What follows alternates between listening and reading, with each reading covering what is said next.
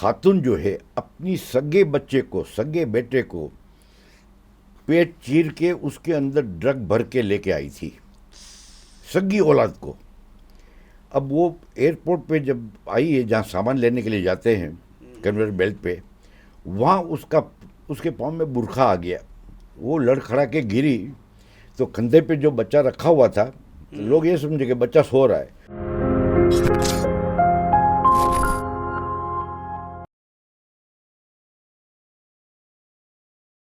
अस्सलाम वालेकुम, this is Abu Hurairah and welcome back to our podcast thought on tape. Social work एक ऐसी चीज़ है जो कि आपने अपनी लाइफ में कहीं ना कहीं की होगी। हमने एज अ स्टूडेंट लाइफ, अगर प्रोफेशनल लाइफ की बात करें तो हमने सोशल वर्क कहीं ना कहीं एज अ वॉलंटियर किया होगा। आपने कई सोशल वर्क NGOs देखी होंगी और सोशल वर्क के हवाले से कुछ लोगों से आप मिले होंगे जो पाकिस्तान के अंदर काम कर रहे हैं। इसी हवाले से आज हमारे साथ एक गेस्ट मौजूद है जिनका एक्सपीरियंस जो है वो पूरी दुनिया के अंदर उन्होंने एक सामाजिक कारकुन की तरह काम किया है, लोगों की हेल्प करी है, बेलॉस अपनी एक ज़िंदगी के एक बहुत ही बड़ा अरसा जो है वो इस काम के अंदर गुजारा है। आज भी हाजियों की खिदमत करने हर हज के मौके पर जो है ये सऊदीया में ही होते हैं और इन्होंने अपनी एक अपनी लाइफ की एक बहुत बड़ी जर्नी जो है सऊदीया के अंदर ही गुजारी है। आज हमारे साथ मौजूद है शेख लुकमान मेमन। अस्सलाम वालेकुम। वालेकुम अस्सलाम वरहमतुल्लाहि वबरकातुह। शेख साहब, पहले तो ये बताएं, शेख और मेमन का क्या कॉम्बिनेशन है ये? शेख जो है वो मेरा निक नेम है। सऊदी अरब में अगर कोई आलिम है तो उसको शेख कहते हैं, कोई बुज़ुर्ग है, ज़ईफ़ है, उसको शेख कहते हैं। अगर कोई साहिब माल है तो उसको भी शेख कहते हैं। किसी के पास इल्म का ख़जाना है तो उसको भी शेख कहते हैं। मेमन में शेख कौम नहीं होती, मगर सऊदीया में अल्लाह के फजल से लोग मेरी इज़्ज़त करते थे और हर आदमी शेख लुकमान के नाम से मुझे पुकारता था। इवन वहाँ के मिनिस्टर, गवर्नर, वो भी शेख लुकमान ही कहते थे। अच्छा। तो आज पूरी दुनिया मुझे शेख लुकमान के नाम से ही जानती है, अल्हम्दुलिल्लाह। अच्छा, तो ये है कि जो शेख जिस कहते हैं, मतलब ये एक लक़ब है, किसी को भी मतलब दिया जा सकता है। जी। अच्छा, आपने माशाल्लाह आपने एक बड़ा एक अरसा गुजारा है, सोशल वर्क किया है जद्दा के अंदर। तो ये जर्नी कैसे स्टार्ट हुई और कहाँ से मतलब आपको इंस्पिरेशन मिली कि यार मुझे ये काम करना है? क्योंकि आप एक बिजनेसमैन भी रह चुके हैं बिल्कुल। माशाल्लाह। आपका खुद जद्दा के अंदर आपने बताया कि आपका स्टोर अल्हम्दुलिल्लाह। वगैरह थे और उसके बाद आपने जो है वो सोशल वर्क किया। तो ये मतलब आपको कहाँ से मोटिवेशन मिली है? मेरे वालिदैन जो है उनकी तरफ से और मेरे मरहूम बड़े भाई हाजी इस्माइल लोहिया, वो मेरे मेंटोर है। वो बचपन से मेरे से खिदमत करवाते थे लोगों की। और उसके बाद जब इस पाकिस्तान में हम थे तो वहाँ हमेशा तूफ़ान आता था, सैलाब आता था, सनोमी आती थी। तो उस वक्त अंजुमन खुदाबंद नबी की तरफ से मैं खिदमत करने के लिए जाता था। एक टाइम ऐसा था कि भोला हतिया में 30 फुट समंदर का पानी ऊपर गांव के अंदर आ गया था और पानी का जहाज उस ज़माने में ज़मीन पे आ गया, पानी वापस चला गया, मगर जहाज आज भी उधर खड़ा हुआ है। अच्छा। तो उस वक्त इंसानों की लाशें दरख्त पे लटक रही थी। ओहो। तो उसको हम उतारते थे चादरों में। आप हाथ लगाओ तो हाथ अलग हो जाएगा, पाँव अलग हो जाएगा, तो गल चादर गई से थी लपेट बिल्कुल। के फिर उसकी तदफीन करते थे। तो बचपन से ही खिदमत का शौक़ था, अल्हम्दुलिल्लाह। तो अच्छा। वही शौक़ जो है आगे बढ़ता गया। फिर जब मैं सऊदी अरब में आया तो वहाँ के जो मसले मसाइल है वो देखा, तो मुझे ऐसा लगा कि यहाँ लोगों को मेरी खिदमत की ज़रूरत है। तो जितनी हो सकती थी, जहाँ जहाँ हो सकती थी, वो खिदमत मैंने की, अल्हम्दुलिल्लाह। खिदमत खल्क और खिदमत इंसानियत के अलावा वुमेंस को एम्पावरमेंट बनाना और बच्चों को, लड़का हो या लड़की, उनको तालीम दिलाना, ये मेरे लिए सबसे ज़्यादा इम्पोर्टेंट चीज़ थी। और अच्छा। उस पर मैंने बड़ी मेहनत की, बड़ी कोशिश की और अल्हम्दुलिल्लाह सैकड़ों लोगों को यूरोप, अमेरिका, ऑस्ट्रेलिया पढ़ने के लिए अपनी स्पॉन्सरशिप पे मैं भेजता था। माशाल्लाह। अल्हम्दुलिल्लाह आज वो सब अपनी अपनी जगह पे वेल सेटल्ड है माशाल्लाह। अच्छा, माशाल्लाह आपने जो है वो हाजियों की खिदमत भी की है, जो हज पे पाकिस्तान से भी एक ग्रुप जाता है हाजियों की खिदमत का, जिसको हम खादमीन भी कहते हैं, और दूसरी कंट्रीज से भी मतलब कुछ ग्रुप्स जाते हैं। तो ये मतलब किस तरह से ये मामलात होते हैं, मतलब आपको कोई इनविटेशन आता है, या मुझे अगर जाना है, बहुत से लोगों की ख्वाहिश होती है वो खिदमत करना चाहते हैं हाजियों की और मक्के मदीना जाना चाहते हैं, तो ये इसका प्रोसेस किस तरह होता है वैसे?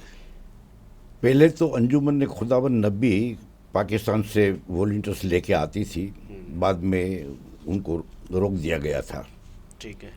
मैं मेरे पास बड़ी गाड़ी थी लैंड क्रूज़र, मैं अपनी गाड़ी से गवर्नर से परमिशन लेके हर साल हाजियों की खिदमत के लिए जाता था, इंडिविजुअली परमिशन? इंडिविजुअली अपनी तरफ से। ओके। उसके बाद हाल में पाकिस्तानी नेशनल जो है उन्होंने अपनी एक तंजीम बनाई पाकिस्तान एम्बेसी की सरपरस्ती में, और इंडियन लोगों ने इंडियन एम्बेसी की सरपरस्ती में खिदमत की एक कमेटी बनाई है। तो वो अपने अपने वॉलंटियर्स को लेके वहाँ जाते हैं, मीना, अरफात, हाजियों की खिदमत के लिए। कोई बीमार है तो व्हीलचेयर से उनको हॉस्पिटल पे पहुँचाना, किसी को किसी चीज़ की ज़रूरत है, कोई रास्ता भूल गया है, ज़्यादातर तो लोग रास्ता भटक जाते हैं, तो उनको अपने अपने खेमे पे पहुँचाना। तो मैंने तो हर साल हज किया है अल्हम्दुलिल्लाह। तो मीना अरफात की एक एक गली कूचे से मैं वाकिफ़ था, मुझे तो मैप की भी ज़रूरत नहीं, खाली वो बता दे कि भाई कहाँ से, तो पहुँचा देते थे अल्हम्दुलिल्लाह। अच्छा, मुझे ये बताया कि आप माशाल्लाह कई सालों से सोशल वर्क कर रहे हैं वहाँ पे सऊदीया के अंदर। अरब का एक रूल रेगुलेशंस है, और वो उसको फॉलो करे बगैर जो है वो कोई भी वहाँ पे कोई भी चीज़ नहीं कर सकता है। तो वहाँ पे एक रूल है कि चैरिटी जो है वो बैन है, बिल्कुल भी, बिल्कुल है। तो आप अपना जो सिस्टम है वो किस तरह चला रहे हैं और किस तरह लोगों की हेल्प कर रहे हैं? क्योंकि पाकिस्तान के अंदर जितने भी ऐसे सोशल वर्कर हैं या जो भी काम कर रहे हैं, वो उनका 2-3 काम करने के बाद वो पोस्ट लगना स्टार्ट हो जाती है, चीज़ें हो जाती है कि भाई चैरिटी करो तो हम आगे काम करेंगे, जो कि अच्छी भी चीज़ है। कुछ कुछ जो लोग काम अच्छा कर रहे हैं मैं उसको अप्रिशिएट भी करता हूँ। तो ये सऊदीया के अंदर ये काम कैसे चलता है? सऊदीया में डोनेशन देना भी जुर्म में है, मगर अल्लाह के फजल से सब गवर्नमेंट के इदारे मुझे जानते थे, तो उन्हें पता है कि शेख साहब कोई काम कर रहे हैं तो किसी की मदद के लिए कर रहे हैं, तो वो हमेशा मेरी हौसला अफजाई करते थे, मुझे सपोर्ट करते थे। तो जो डोनेशन देने वाला है वो कहता था कि शेख साहब हमारा नाम नहीं आना चाहिए, अच्छा। हम आपको पैसे दे देते हैं, आप इसको आगे बढ़ा दें। क्योंकि जो जेल में है, किसी के ऊपर पैसे का दावा है, किसी का कत्ल का मामला है, किसी के ऊपर कर्ज का मामला है, तो कोर्ट उनका अकाउंट का एक नंबर देती है। मैं वो नंबर लेके लोगों के पास जाता था कि कोर्ट का फलाने आदमी का ये अकाउंट नंबर है, आप डायरेक्ट इसमें पैसे जमा करा दे, तो उसके अकाउंट में जाएंगे, जब उसके पैसे पूरे हो जाएंगे तो वो बाहर निकलेगा। तो बहुत से लोग तो पैसे डाल देते थे, बहुत से कहते थे नहीं हम अपने नाम से नहीं डालना चाहते, हम आपको देते आप डाल दें। तो मजबूरी में मैं उनसे पैसे ले लेता था, उनके एक कोर्ट का जो नंबर है उसमें डाल के रसीद में उनको पहुंचा देता था कि आपने जो पैसे दिए थे वो मैंने उनके अकाउंट में डाल दिया है। अच्छा। तो इस तरह से जेल में से कई लोगों को हमने जेल से बाहर निकाला है। बहुत सी बार किसी पे कत्ल का इल्ज़ाम है, हालांकि आपस में दोस्त थे और एक खाली मुक्का लगा और उनका दोस्त मर गया है 10 आदमी के बीच में, तो वो भी कत्ल का इल्ज़ाम है। अच्छा। तो उनके लिए भी हमने पैसे जमा किए और अल्हम्दुलिल्लाह उनको बाहर निकाला। जेल की बात हुई है तो मैं बताता चलूं कि यहाँ पे भी कुछ ऐसे ही सिचुएशन है कि पाकिस्तान के अंदर भी अगर कोई जेल में जाता है, अगर उसके पीछे कोई होता नहीं है, आगे पीछे कोई सपोर्ट करने वाला या उसकी अपील करने वाला, या उसके जो है वो जो भी एक मखसूस सा एक अमाउंट ज़मानत के तौर पे जो कोर्ट डिसाइड करती है, तो वो भी देने नहीं होते कुछ लोगों के पास, तो वो जेल में सड़ रहा होता है। तो वहाँ पे भी ऐसे ही सिनेरियो है? बिल्कुल, वहाँ पर भी यही चीज़ है, मगर अल्लाह के फजल से मुझे एक सऊदी लॉयर मिल गया, उसका नाम उमर अल इद्रुस।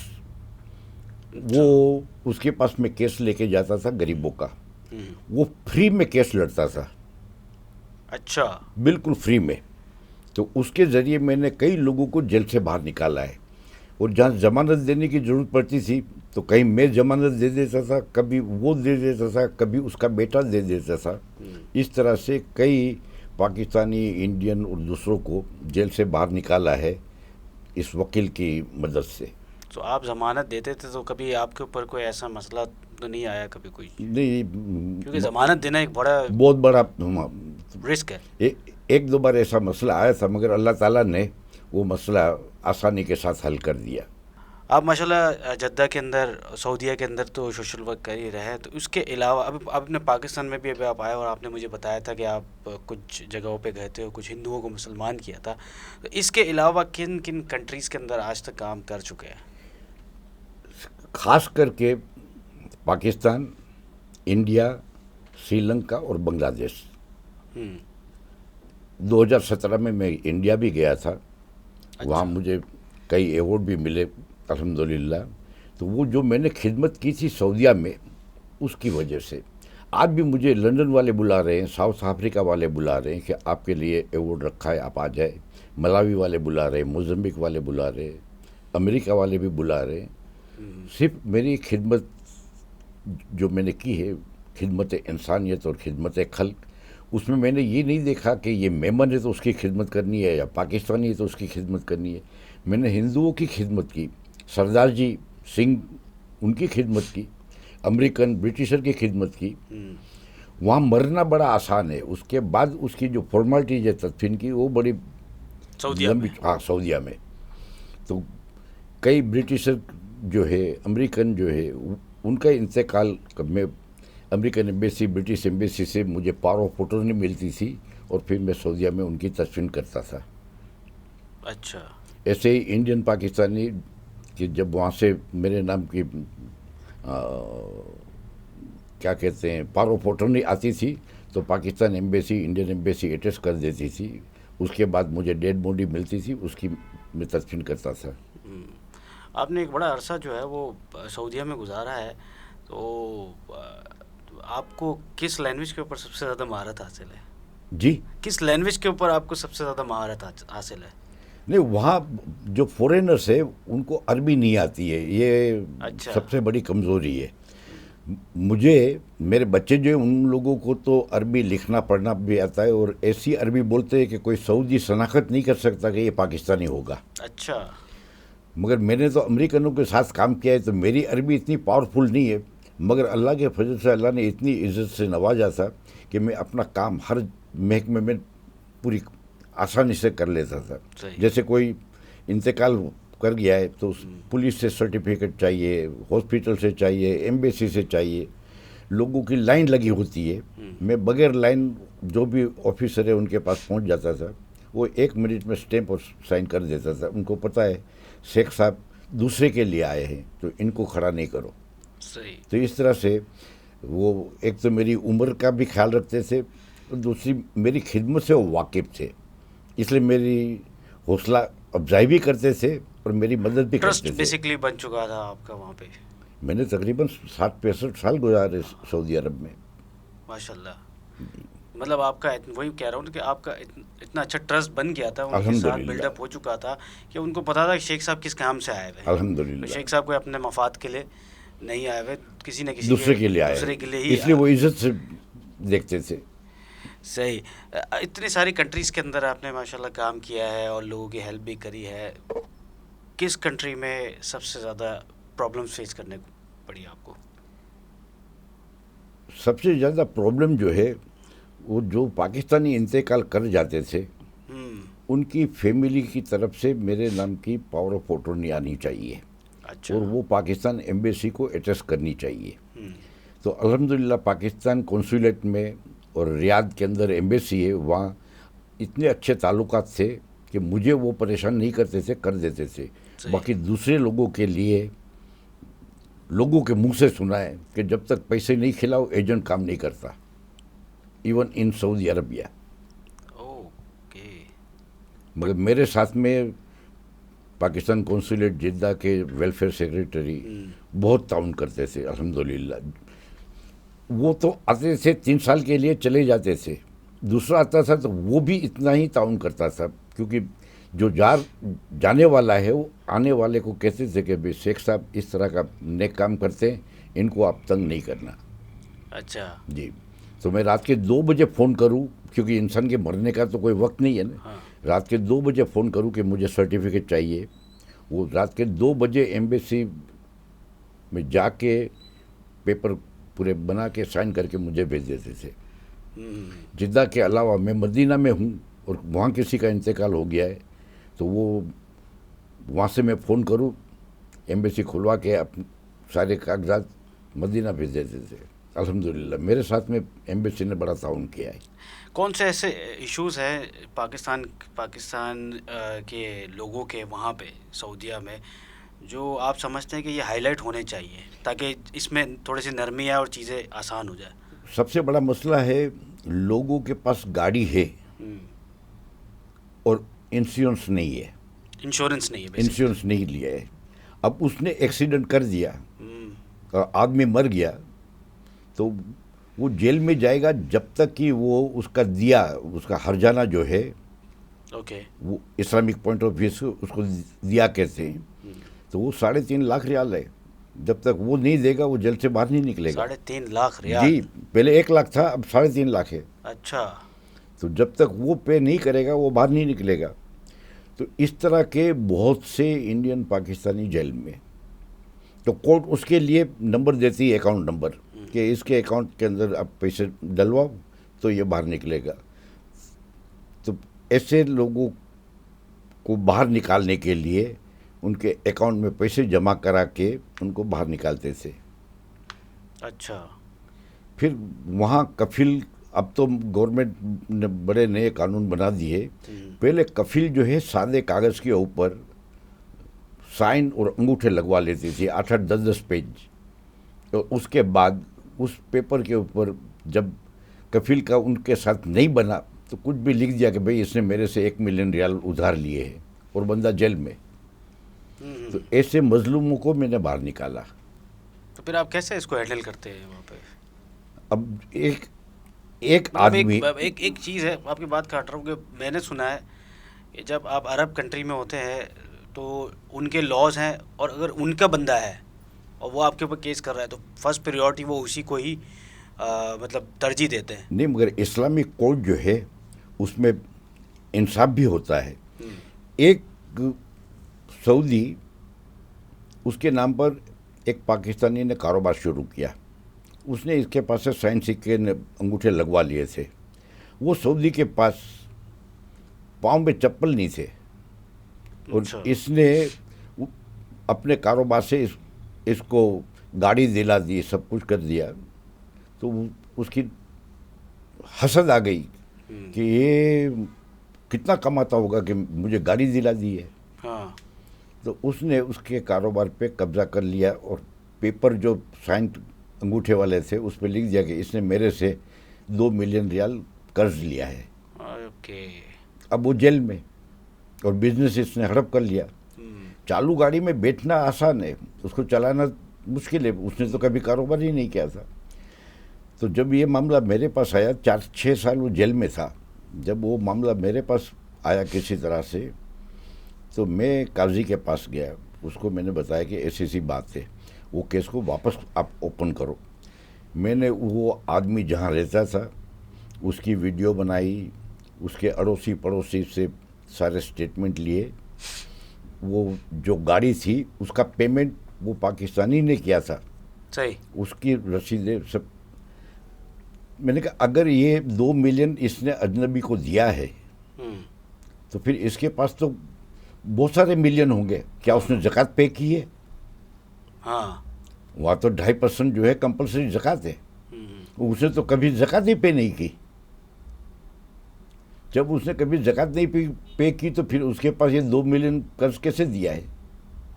और ये इसके घर की पोजीशन, ये इसकी गाड़ी की पोजीशन है। काजी ने उसको जब सख्ती से बात की कि तुमको मैं अंदर कर दूंगा, तब उसने कहा कि ये केस मैं वापस लेता हूँ, और वो आदमी जेल से बाहर निकला अल्हम्दुलिल्लाह। ये तो बड़ा एक चैलेंजिंग काम हुआ होगा, तो इसके अलावा जो है आपको मतलब काफ़ी सारे चैलेंजेस फेस करने पड़ते होंगे, जी जी जी। तो मतलब कैसे, कौन सा ऐसा मुश्किल तरीन चैलेंज है कि या आप समझते हैं कि सबसे मुश्किल काम है सऊदीया के अंदर कोई ऐसा काम? वहाँ कई लोगों के 2-2 3-3 साल घर के किराए नहीं दिए हैं। अच्छा। एक काम एक्सपायर्ड है और उनके पास जॉब भी नहीं है, पैसे भी नहीं है। तो तो उसको डिपोर्ट कर देंगे? कई बार तो ऐसा होता है कि वो मकान मालिक जो है पुलिस को लेके आया सामान फेंकवाने के लिए। तो फिर मेरे पास फ़ोन आया, तो मैंने, जो नेक इंसान है, रहम दिल है और सखी दिल है, उनसे कांटेक्ट करूं तो वो फिर फ़ौरन पैसे का इंतज़ाम कर देते थे। मगर वो कहते थे हमारा नाम नहीं आना चाहिए, अच्छा। हम आपको दे देंगे, आप, हमारा नाम कहीं नहीं आना चाहिए। तो मैं फिर उनके घर का किराया दे देता था, उनसे रसीद लेके फिर पहुंचा देता था कि भाई ये जो पैसा आपने मुझे दिए वो यहाँ लगाए। उस तरह से एकामा रिन्यू करना है तो पैसे लिए, क्योंकि वो कहते हमारा नाम नहीं आना चाहिए। तो पैसे लेके एकामे की बाकायदा बैंक से रसीदें बनती है, वो लेके उनका रिन्यू करके नई तस्वीर के साथ में, रसीद के साथ में दे के आता था कि जो आपने पैसे दिए थे जिसका एकामा रिन्यू करने के लिए, अल्हम्दुलिल्लाह ये काम हो गया है और ये इसका एकामा नई तारीख का। ये तो आप अपने बलबूते पे आपने जितना भी बताया कि इंडिविजुअली आपने काम किया और आप कुछ लोगों ने जाहिर सी बात है सपोर्ट भी करी फाइनेंशियली और चीज़ें हैं बाकी सारी। आ, इस इन सब चीज़ों के अंदर पाकिस्तान एम्बेसी का क्या रोल है इस वक्त? पाकिस्तान एम्बेसी खुद बहुत से मामले में मजबूर है, मदद नहीं कर सकती। मिसाल के तौर पर कोई आदमी जेल में है जिसके ऊपर पैसे का लेन देन का मामला है, तो अगर आप जमानत लेते हैं तो वो बंदा पैसा पे नहीं करेगा तो आपको करना पड़ेगा। तो एम्बेसी कहती है कि हम कहाँ से देंगे, लिहाजा हम इसमें आपकी मदद नहीं कर सकते किसी भी पाकिस्तानी। फिर उनके लिए मुझे बाहर से इंतज़ाम करना पड़ता था, क्योंकि एम्बेसी जो है वो मजबूर है। सही। पैसे के मामले में वो अपने आप को इन्वॉल्व नहीं कर सकती। अगर जमानत देगी तो वो बंदा अगर भाग गया, वो भागने के बड़े तरीके हैं, तो फिर पैसे कौन पे करेगा। सही। तो फिर मुझे दूसरे लोगों की हेल्प की ज़रूरत पड़ती तो थी। आपके पास जो पेमेंट करते थे तो वो फिर आपके पास कैसे पहुंचती थी? जाहिर सी बात है कहीं बाहर कंट्री से कर रहा है, कहीं और से कर रहा है, तो आपके पास कैसे हाँ, ये आपने बहुत अच्छी बात की। बहुत से लोग वहाँ उम्रे और हज के लिए आते हैं, तो वो मुझे कहते थे कि शेख साहब, कोई नेक काम करने के लिए मेरे पास पैसे है और ज़कात के नहीं है, साफ पैसे, कोई नेक काम करने। ओके। तो मैं उनको लेके जाता था जिनके घर का किराया बाकी है, जिनके एकामे का मामला बाकी है। मैंने कहा जो भी है ये फैमिली है, ये फैमिली है, ये फैमिली है, क्योंकि मेमन तो पूरी दुनिया से वहाँ उम्र हज पे आते हैं। तो वो सामने से मुझे कहते थे कि साफ पैसे भी है, ज़कात के भी है। तो अल्हम्दुलिल्लाह इस तरह से कई लोगों का भला हो जाता था। 99% में पैसे अपने हाथ में नहीं लेता था। जिसका काम है एकामे का, एकामे की फीस पर दो, घर का किराया, घर के किराए हो, कोई बीमार है, हॉस्पिटल का बिल है तो हॉस्पिटल के बिल अदा करो, रसीद लेके दे दो उसको। सही। आपको नहीं लगता कि अगर ये चीज़ जो है वो डोनेशन, स्पेशली जो डोनेशन वाले जो मामला है वहाँ पे अगर मिडिल ईस्ट में लीगल हो जाए तो काफ़ी सारे प्रॉब्लम्स सॉल्व हो जाएंगे? नहीं तो फिर वो, यहाँ भी मुझे कई लोग कहते हैं कि शेख साहब आपके साथ मिलकर हम एनजीओ बनाते। मैं कहा नहीं, मुझे नहीं बनाना है, नाम मेरा होगा, पैसे आप खाएंगे, लोग मुझे कहेंगे। तो मुझे सब, मेरे से जितनी खिदमत हो सकती है मैं करूँगा, बाकी मुझे बोला आप अपना एनजीओ बनाओ। मैंने कहा मुझे ज़रूरत नहीं है खिदमत करने के लिए, न पोजीशन की ज़रूरत है, न पोस्ट की ज़रूरत है, न प्रेसिडेंट बनना है, न। आपने बोला होगा मैंने 60 साल बगैर एनजीओ के गुजार दिए और लोगों की खिदमत कर दी है। हाँ अल्हम्दुलिल्लाह। तो मुझे क्या ज़रूरत है एनजीओ बनाने की? तो नहीं, तो वो अपनी मतलब के लिए, बेसिकली वही है ना, वो बेसिकली कई लोगों ने मुझे कहा, कराची में कई लोगों ने कहा कि शेख साहब एनजीओ बनाते हैं, आप उसके चीफ बनेंगे, ये बनेंगे, मेरे ताल्लुकात है, मैं लाइसेंस निकाल दूंगा, रजिस्टर करा दूंगा। मैंने कहा खुदा के वास्ते, मेरे पाँव तो कब्र में लटक रहे हैं, मुझे ये काम नहीं करना है। जितना मेरे से हो सकता है वो मैं करूँगा।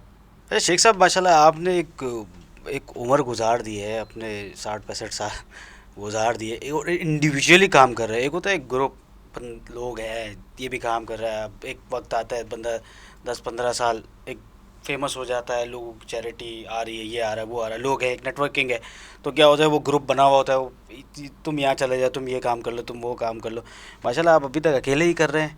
अल्हम्दुलिल्लाह। इतनी हिम्मत कहाँ से आ रही है शेख साहब? हमें भी बता दें, हम भी कुछ खा लें ऐसी चीज़ें। देखिए, पहले तो करोड़ों हाजियों की खिदमत जो है ना, उनकी दुआएं मेरे साथ है। बेशक।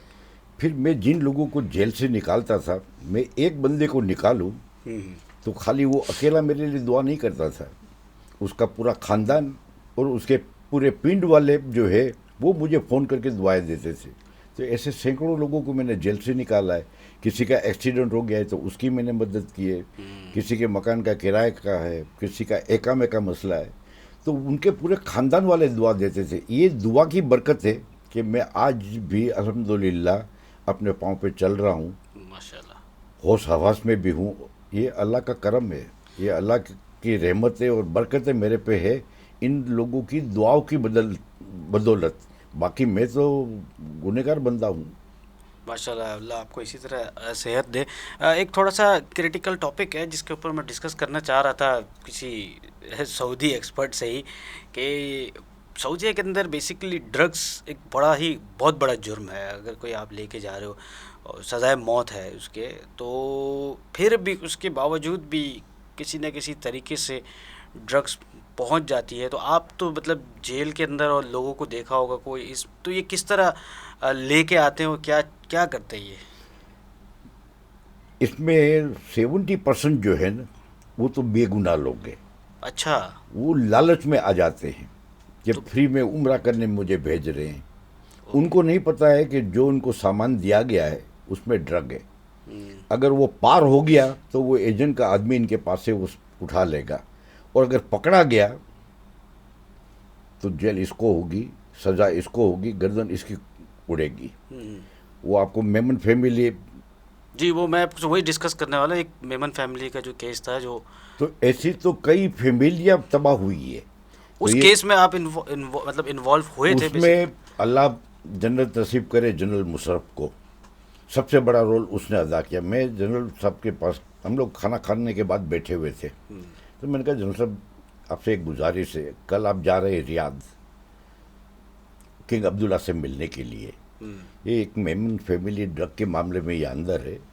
वो लोग फर्स्ट क्लास की टिकट लेके, पूरा खानदान 17-18 आदमी थे, फर्स्ट क्लास की टिकट से ट्रैवल करके आए, और 5 स्टार और 7 स्टार होटल इनकी बुक है, और इनके पास से ड्रग निकली है। वो कहते हैं हमें इस ड्रग के बारे में कुछ नहीं पता, एजेंट ने हमको ये चप्पल दिया था कि ये उम्रे के चप्पल है। तो हमने वो घर से जो उम्रे के चप्पल पहन के आए थे, तो इस चप्पल को हमने अपनी हैंड बैग में रख दी, और उसने सब लोगों को दिया था। तो ये बेगुनाह है, करोड़पति अरबपति है। तो कल आप अब्दुल्ला के पास जा रहे हैं तो किंग अब्दुल्ला से कहे कि इस मामले में कोई हेल्प करे। तो जनरल मुशर्रफ के कहने पर किंग अब्दुल्ला ने ऑर्डर दिया फॉरेन मिनिस्ट्री को, सऊदी एम्बेसी ने फिर यहाँ की हुकूमत से बात की, उस एजेंट की ऑफिस पे जब छापा मारा तो वही चप्पल जिसके अंदर हीरोइन पैक थी, वो सारा माल यहाँ से निकला। तो प्रूफ हो गया कि ये लोग बेगुनाह थे। फिर इन लोगों को जेल से बाहर निकाला, और दूसरे साल, क्योंकि वो लोग तो हज नहीं कर सके थे, दूसरे साल किंग ने अपनी तरफ से गेस्ट के तौर पर इन लोगों को हज के लिए बुलाया। अच्छा। और वो लोग हज के लिए आए। ज़बरदस्त। मगर इसमें credit goes to general general Musharraf. Musharraf साहब ने बेसिकली जी। वो, आपने उनसे बात की और चीज़ें हुई। मैं ऐसे 2-3 काम मैंने जनरल मुशर्रफ को कहा और उसने पूरे किए। अच्छा, तो मतलब और आपकी मतलब फ्रिक्वेंटली कोई मतलब रहती थी कोऑर्डिनेशन उनके जी, साथ? उसी तरह से खुर्शीद साहब पीपल पार्टी वाले, उसको भी मैंने 2-3 काम, एक कम्युनिटी के काम, और उसने भी पूरा करके दिखाया। खुर्शीद साहब पीपल पार्टी वाले, उन्होंने भी मेरी मदद की। 2-3 मसले मसाइल थे लोगों के, उनकी वजह से आसान हो गई। अच्छा। पाकिस्तान एम्बेसी स्कूल में इंग्लिश मीडियम स्कूल को एकाएक ये लोग ने शिफ्ट करना था उर्दू मीडियम में। तो मेरे बच्चे, दूसरों के बच्चे जो शुरू से इंग्लिश मीडियम में है, हाँ। 8-9 पास कर चुके, अब इसको आप उर्दू में डालोगे तो उनको तो उर्दू का भी नहीं पता है। वो तो क्या करेंगे, वो तो फेल हो जाएंगे।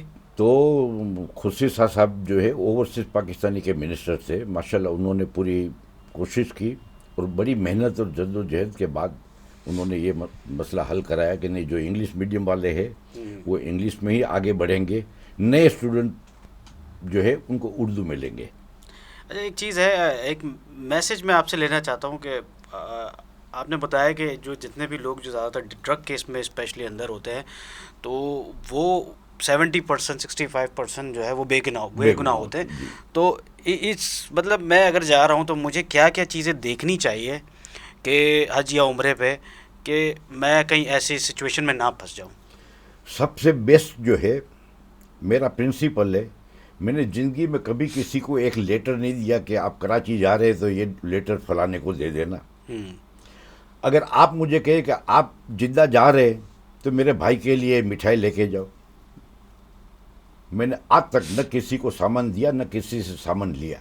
ओके। इसमें आपकी सेफ्टी है, क्योंकि मैंने ऐसे बेगुनाहों को रोते हुए देखा है, बिलखते हुए देखा है, जिनको पता ही नहीं था कि उनको एयरपोर्ट पे आके न जान न पहचान, उनका पास सामान ज़्यादा था तो वो बेचारा रो रहा था। तो एक बंदा आया, बोले आपका सामान का मसला है? बोले हाँ।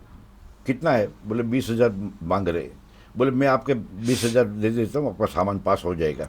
बस मेरे बच्चे की वहाँ बर्थडे है, ये मिठाई का डब्बा है, मैं आपको देता हूँ, आप उनको दे देना। अब वो आदमी खुश कि मेरे 20,000 लगेज का बच गया है। हाँ। वो यहाँ से बेचने का सामान लेके जा रहा था, अब उसने वो मिठाई का डब्बा ले लिया। वो हीरोइन थी, वो हीरोइन थी। अब वो जब एयरपोर्ट पे पहुंचा है तो पकड़ा हो गया है। जिसको देना था उसको तो ये जानता नहीं था, बट जिसने इससे लेना था उसके पास तो इसकी तस्वीरें सब कुछ पहुंच चुकी थी। अब वो कहे कि भाई बाहर किसी को देना है तो बंदा तो वहाँ है ही नहीं। जैसे कई लोग फंस गए। तो मतलब ये है कि आप ये कहना चाह रहे हैं कि एक आदमी तो ऐसी तरह से ड्रग लेके आया कि सऊदी गवर्नमेंट परेशान होगी। कुत्ता कह रहा है कि इसके पास ड्रग है, कुत्ता बता रहा है, मशीन बता रहा है, मगर किसी को वो ड्रग मिल ही नहीं रही है। हुआ ये था कि वो आर्टिस्ट था, पेंटर था, वो बड़ी बड़ी कैनवास के ऊपर पेंटिंग मक्का करते हैं। मदीना सीनरी ये वो बना के लेके आया था। सही। कोई न पॉकेट है न कोई चीज़ है, ये तस्वीर ही तस्वीर है। वो कुत्ता बता रहा है, मशीन बता रहा है। वो बोलता है नहीं मैं तो आर्टिस्ट हूँ, पेंटर हूँ, ये बेचने के लिए लेके आया हूँ। आखिरी में जब उनसे बातचीत हुई कि तू सच बोल दे तो तेरी जान छूट जाएगी। जब 2-4 पढ़ती है ना, बहुत बुरी तरह से पढ़ती है, हाँ। तब उसने कबूल किया कि ये जो पेंटिंग जो है ये एक स्पेशल केमिकल में जब ये पेंटिंग डालेंगे तो ये कलर बड़ा अलग हो जाएगा, हीरोइन अलग हो जाएगी। अच्छा, बात समझ में आई? ऐसी भी कारीगरी है क्या कि इसको फलाने केमिकल में डालने से कलर बलर अलग हो जाएगा, हीरोइन अलग हो जाएगी। अच्छा। और इस तरह से ये पेंटिंग बनी है। गर्दन उसकी भी गई। अच्छा, सजा हो गई उसको। गर्दन गई। अच्छा। ये तो खाली कबूलात लेने के लिए पाकिस्तान से गोभी का कंटेनर बाय एयर आया, गोभी का, कैबेज। वो कस्टम वाले को माथा खनका कि साली गोभी तो यहाँ सऊदी अरब में बनती है और ये बाय एयर आई। जब गोभी को काटा तो अंदर से हीरोइन की पुड़िया निकली, एक एक गोभी के अंदर। हाँ, ये मैंने भी किस्सा सुना था। नहीं, ये हकीकत है। हाँ, ये मतलब ये न्यूज़ में आया था। हाँ, तो ये इसके अंदर गई कैसे? गोभी को आप देखेंगे प्याज की तरह एक एक वर्क अलग होता है। तो एग्जैक्टली। इसमें गई कैसे? किसी के दिमाग में नहीं आ रहा है। फिर कि तू बच जाएगा, तेरी जान छूट जाएगी, ये है वो है, मीठी बातें करके। हम्म, और फिर जब पड़ती है ना, तो हाँ, वो बर्दाश्त के बाहर पड़ती है। सही। तब उसने कहा कि जब गोभी का फूल निकलता है उस हाँ, वक्त इसके अंदर पूड़ी डाल देते हैं, तो वरक जो है इसके ऊपर एक के बाद एक आ चढ़ते जाता जाती है, है। तो सेंटर में आ ये जाती है वो। ड्रग वाले जो है वो लोग नेगेटिव माइंडेड है। हम्म, इसमें बेगुनाह बहुत मरे, बेगुनाह की गर्दनें ज्यादा गई है।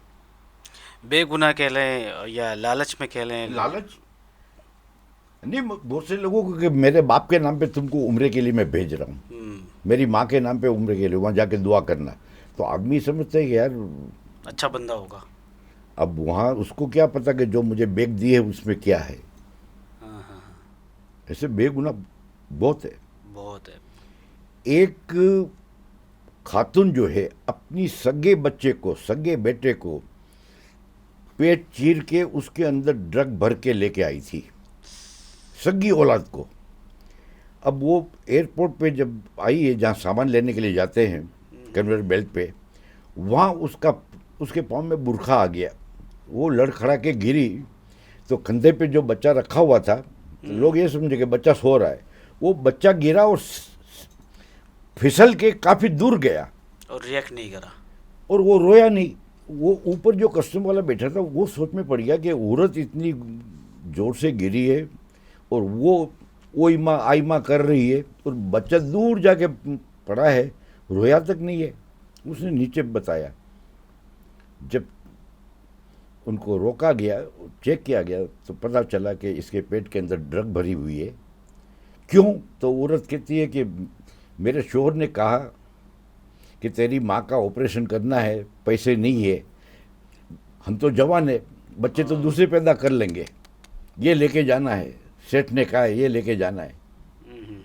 तो बच्चे को हमने मारा और इसके अंदर ये डाला है। अस्तगफिरुल्लाह, अस्तगफिरुल्लाह। बेरहम, मतलब नो, मेरे पास वर्ड्स नहीं है बहरहाल इस जी। चीज़ के लिए। एक और सेंसिटिव टॉपिक है चीज़ कि जैसे कि सऊदीया के अंदर अभी एक चीज़ बड़ी आम है, और सोशल मीडिया पे बड़ा ही एक मतलब एक समझ लें कि पोस्ट चल रही हैं, और लोगों ने बड़ा एक आई डोंट नो क्रिएट किया हुआ है। मैं तो गया नहीं हूँ, अल्लाह मुझे तौफीक दे मैं आज और उम्रा करूँ। तो वहाँ पे एक चीज़ चल रही है कि सऊदीया में स्पेशली मक्का और मदीना के अंदर क्लब्स बन गए हैं, बार्स बन गए हैं, ये हो गया वो हो गया। शेख साहब, इसके ऊपर क्या, इसके पीछे क्या हकीकत है? ये बिल्कुल फेक न्यूज़ है, खास करके इंडिया सऊदीया के खिलाफ बहुत प्रोपेगेंडा करता है। हम्म, हाँ, थोड़ा मॉडर्न हुआ है, औरतों को ड्राइविंग लाइसेंस दिया गया है, पहले नहीं था। मगर ये कि वहाँ नाइट क्लब खुल गई है, ऐसी बात नहीं है। सिनेमा हॉल खुले हैं, हम्म, सिनेमा हॉल खुले हैं, और बाकी म्यूज़िकल नाइट वगैरह के प्रोग्राम बड़े बड़े रियाद में भी हुए, जिद्दा में भी हुए। अमेरिका से आर्टिस्ट आए थे, इंडिया से सलमान खान, शाहरुख खान, ये लोग भी आए थे। हाँ, मगर ये नाइट क्लब जो कंसेप्ट यूरोप अमेरिका का है वो सऊदीया में नहीं है। ये इंडिया सऊदीया के खिलाफ हमेशा कोई ना कोई शोषा फेंकता रहता है। ये र्यूमर है, अच्छा, ये रूमर है, झूठे इल्ज़ाम खाली है, सोशल मीडिया पे फैल रही है ये चीज़ें, ऐसा झूठे कुछ भी इल्ज़ाम नहीं है। है। आप तो खुद इतने साल जी रहे जी हैं, तो जी मैं जी इसलिए जी। मैं आपसे ये चीज़ और मेरा कंफर्म तो करना चाह सऊदीया रहा था। के साथ में चोली दामन का रिश्ता है ना, मैं तो आज भी जाता हूँ, आता हूँ। सही सही। अभी 3 महीना रह के आया था। वुमेन एम्पावरमेंट की बात करूं तो मैं वहाँ पे एक दौर था कि सऊदीया के अंदर के औरत के ऊपर काफ़ी एक तरीके से रिस्ट्रिक्शन थी। अब तो वहाँ पे लाइसेंस भी अलाउ हो गया है। तो अब वहाँ पे मतलब वुमेन एम्पावरमेंट पे क्या काम हो रहा है, और आपको क्या लगता है कि फ्यूचर में क्या क्या चेंजेस आएगी? आपने बिल्कुल सही कहा। अब वो बुरखे की पाबंदी जो है हम्म, वो भी कंपलसरी नहीं रही। अगर आप अच्छा। बुरखा पहनना चाहते हैं तो कोई आपको रोकने वाला नहीं है, हम्म, और अगर आप नहीं पहनना चाहती है और पूरा इस्लामिक लिबास आपने पहना है, कोई ऑब्जेक्शन नहीं है। हम्म, मगर वो मिनी स्कर्ट वगैरह पहन के बाहर आना मना है। इस्लामिक ड्रेस आपने पहना हुआ है, नो प्रॉब्लम। साड़ी पहनी हुई है, सलवार कमीज पहना हुआ है, पुस्तान पहना हुआ है, कोई मसला नहीं है। औरतों के लिए ड्राइविंग भी है, माशाल्लाह पहले नहीं थी। औरतों अब जॉब कर सकती है। अच्छा, हाँ, चाहे सऊदी लेडी हो, मतलब काफी चाहे डेवलप foreigner, हुआ है। बहुत बहुत। मोहम्मद बिन सलमान जो है, जिसको MBS कहते हैं, उसने सऊदीया को बहुत आगे प्रोग्रेसिव बना दिया है। उनका ख्वाब है 2030 तक सऊदीया जो है वो दुनिया में मोस्ट मॉडर्न कंट्री बोला जाएगा इंशाल्लाह। सही। आप खुद पर्सनली बेसिकली क्योंकि आपकी एक एज है माशाल्लाह, आपने एक उम्र गुजारी है, तो आप खुद जो है वो उस ओल्ड स्कूल ऑफ थॉट के से ओल्ड स्कूल ऑफ थॉट को बेसिकली पर सपोर्ट करते हैं कि लड़की का नकाब होना चाहिए, ड्राइविंग नहीं करे, ये नहीं करे, या आप इसके फेवर में हैं? ने मैं बहुत ही एडजस्टेबल और फ्लेक्सिबल लिबरल इंसान हूँ। दुनिया के साथ साथ चलना ज़रूरी है। मेरी बहुएं, मेरी बेटियाँ, वो सब ड्राइव करती है, तालीम लेती है। मेरी एक बहू जो है वो MBBS डॉक्टर है, मेरी बेटी प्रोफेसर है। तो और लंदन में मेरा पूरा ख़ानदान जो है सब पढ़े लिखे हैं अल्हम्दुलिल्लाह। बच्चे भी मेरे पोतरे पोतरियाँ नवासिया सब माशाल्लाह तालीम। मैं इसीलिए हमेशा कहता हूँ कि लेडीज़ को तालीम देना ज़रूरी है। एक लेडीज़ को तालीम मिलेगी तो उसकी पूरी नस्ल जो है वो आबाद हो जाएगी। बिल्कुल, आपकी बात से मैं क्योंकि माँ agree अगर जाहिल है तो फिर बच्चे आज के ज़माने में जो तालीम है वो माँ को पता ही नहीं है। तो औरतों को तालीम बहुत ज़्यादा ज़रूरी है। मैं हमेशा इसी पे कोशिश करता हूँ, सबकी हौसला अफजाई करता हूँ कि भाई आप अपनी बेटी को पढ़ाओ, घर में नहीं बिठा दो। बोले नहीं ससुराल में जाएगी रोटियां पकानी है। मैंने कहा पढ़ी लिखी भी रोटियां पका सकती है, हाँ, मगर तालीम बहुत ज़रूरी है। और आज के ज़माने में खाली मियाँ की तनख्वाह से पूरा नहीं होता। तो अगर बेटी आपकी तालीम याफ्ता होगी तो उसको सपोर्ट मिल जाएगा। एग्जैक्टली। अच्छा, एक चीज़ है सऊदीया के अंदर, जैसे अभी दुबई के अंदर और चीज़ें अपडेट हुई है वीज़ा के हवाले से, तो एक आज़ाद वीज़ा है। तो सऊदीया के अंदर क्या कोई ऐसी कैटेगरी है, या अभी भी वही कफ़ील और वही सिस्टम चल रहा है? सबसे पहले तो आज़ाद वीज़ा जैसी कोई चीज़ न पहले थी न आज है। अच्छा। कोई न कोई आपका स्पॉन्सर है, कोई न कोई आपका कफील है। ये जो लोग एजेंट या बेवकूफ़ बनाते हैं और 5-5, 10-10 लाख रुपए ले लेते हैं कि ये आज़ाद वीज़ा है, आज़ाद वीज़ा है, कोई नहीं है। सऊदीया का? सऊदी अरब में, इवन दुबई में कोई न कोई आपका स्पॉन्सर है। अच्छा। स्पॉन्सर के बगैर तो वीज़ा ही नहीं है। तो ये जाहिल लोग जो है एजेंट की बात में आ जाते हैं। अभी मुझे कराची में कई लोग मिले हैं अभी कि भाई एजेंट ने हमसे पैसे ले लिए कि मैं तुमको दुबई भेज रहा हूँ, सऊदीया भेजता हूँ, और 5 लाख रुपया ले लिया है, सऊदीया का वीज़ा वगैरह भी नहीं दिया है। अच्छा। देख लो। वो लाहौर में मुझे एक बंदा मिला, 55 लाख रुपया उसने दिया है इंग्लैंड का वीज़ा देने के लिए। 55 लाख। अच्छा। हाँ, और वो 1.5 साल हो गया अभी तक न पैसे वापस दे रहा है न वीज़े। सब फ्रॉड हो फ्रॉड, रहा है। सब फ्रॉड है।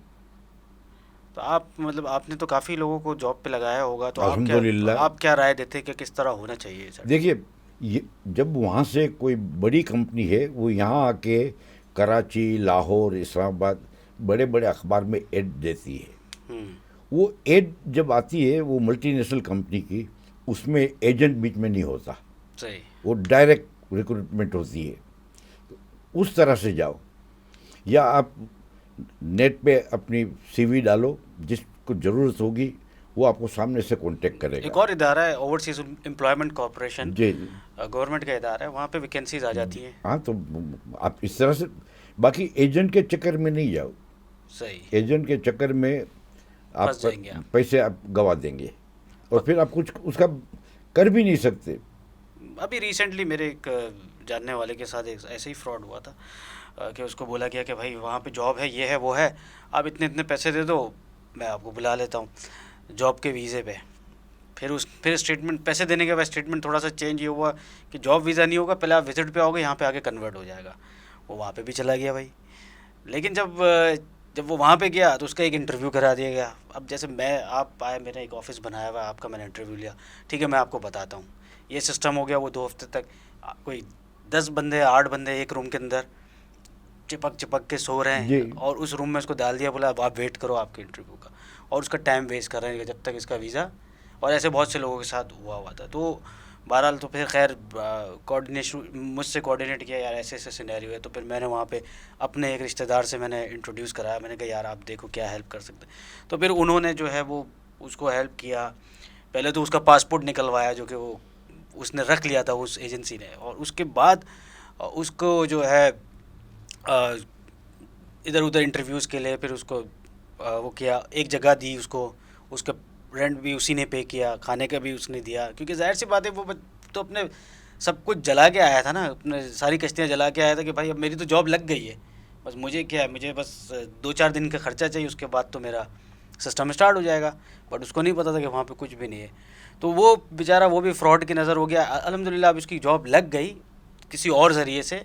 लेकिन जो है वो मैं आपको बता रहा हूँ कि ये भी फ्रॉड मगर होते हैं। ऐसे सैकड़ों नहीं हजारों वाक़ये है।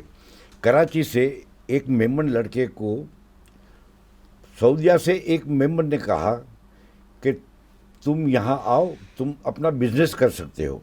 अच्छा। उस ज़माने में सऊदी के नाम पर बिजनेस होता था, वैसे नहीं हो सकता था। कफील के बगैर हो ही नहीं नहीं। सकता था। और उसको कहा, उसे 5 लाख रुपए ले लिए, ओके। उसको एकामा भेजा। हम्म, वो बंदा वहाँ आया, सऊदीया की कुवैत की बॉर्डर के पास, और करोड़पति का बेटा, ये करोड़पति का बेटा कि बिजनेस में वहाँ करूँगा। वहाँ आया, 3 महीने तक उसका एकामा नहीं बना, बड़ी मुश्किल से उसका एकामा बना, क्योंकि अगर नहीं वो एकामा नहीं बनाते हाँ तो जो भी कफील है वो जिम्मेदार हो जाता। सही। तो 3 महीने के बाद एकामा बना। उसके मामू जिद्दा में, वो अरबपति, ओके। उसके मामू बहुत बड़ा बिजनेसमैन, माशाल्लाह बहुत नेक इंसान।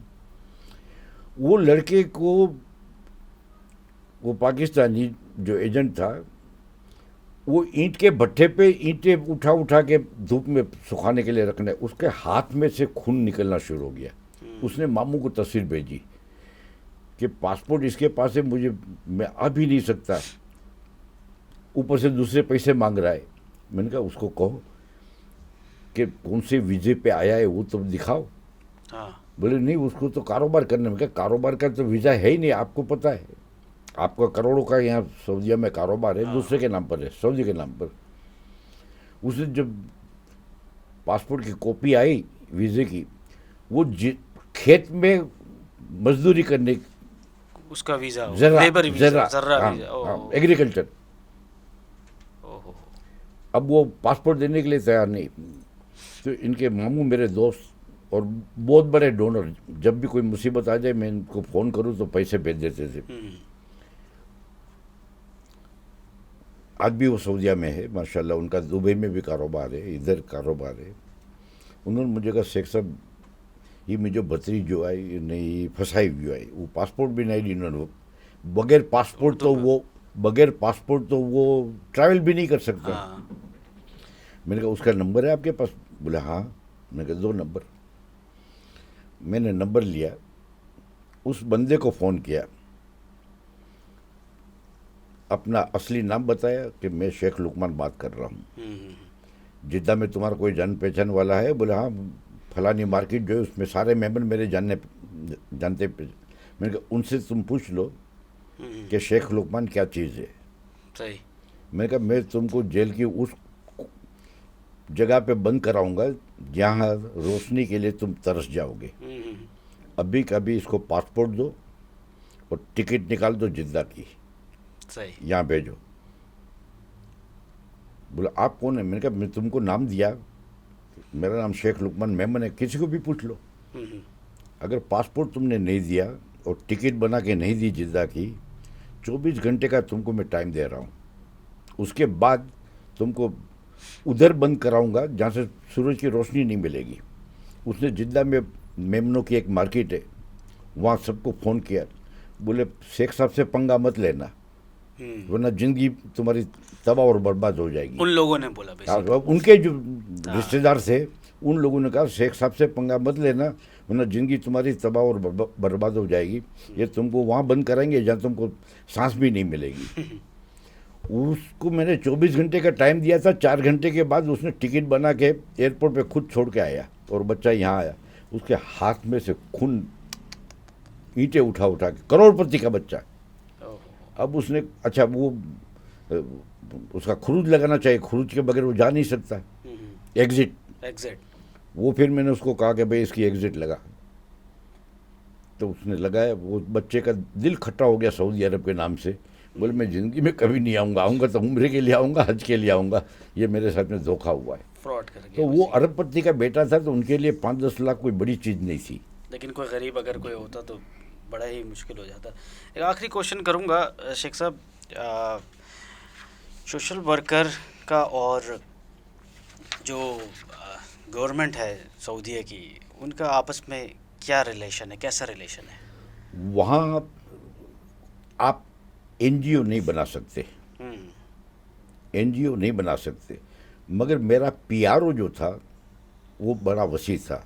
पीआर बेसिकली आप? मेरा पर्सनल पीआरओ, मैं गवर्नर के पास चला जाऊँ तो वो भी शेख लुकमान फद्दल मुझे घावा पिलाएंगे, खजूर खिलाएंगे, और कई बार ऊद की अतर की बोतलें उन्होंने मुझे गिफ्ट की है। बेसिकली यही है, बहुत से लोग डोनेशन करना चाहते हैं, जो कि पाकिस्तानी जो सऊदी और दुबई के अंदर बिजनेसमैन, बिजनेस कम्युनिटी है, बट वो भी, उनका भी यही एक प्रॉब्लम आ जाता है। वो यही कहते हैं कि हम खुल के डोनेशन नहीं कर सकते, क्योंकि वहाँ का कानून है कि हमें फिर हम जवाब देना पड़ता है कि ये पैसे कहाँ हमने खर्च करे, और हमें जेल भी हो सकती है। जी जी जी।